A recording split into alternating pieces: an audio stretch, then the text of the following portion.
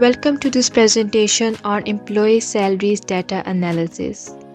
Our objective is to analyze employee salary data comprehensively. We will explore salary trends, variability, and distribution along with team and gender statistics using a combination of statistical and graphical method. Here is an overview of the code. We pre-process employee data, create a frequency distribution table, calculate descriptive statistics, analyze skewness and kurtosis, and generate insightful visualizations. Each step offers valuable insights into our dataset.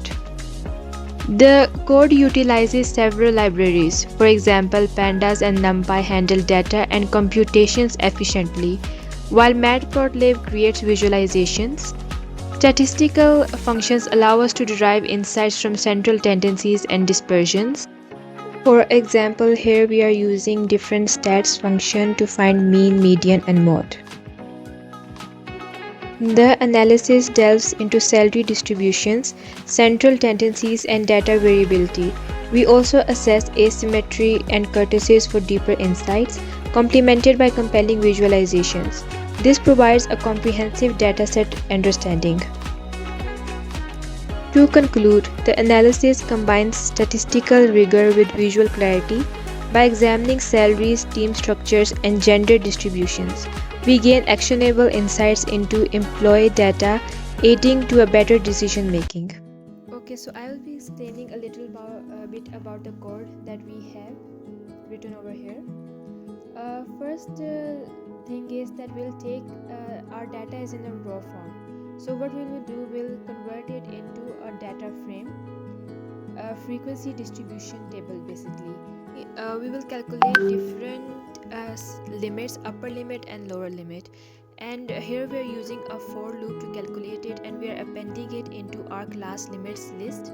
Same way we are using a loop to calculate frequency, and here as you can see that our table has been formed. Next we will only use simple stats function to find our mean, median and mode. Next up is our quantiles. Here we are using simple percentile function to find our quartile and decile, since these values are equal to our percentile, so we'll simply use this function. Next up is our dispersion. Here we are using simple formulas to find our range, quartile deviation, mean and variance. As you can see, in range we are using a simple formula, max minus minimum. Same with the quartile deviation and mean deviation. However, here we are using simple function to find the variance and standard deviation.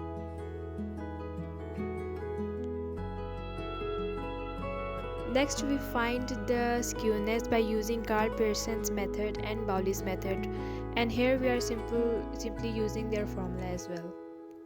Next are our moments, and here again we are using simple formulas that we already know, and we are inputting it into our output, and we use then next one we are using these moments to find our B1 and B2 so that we can determine the skewness and the kurtosis type.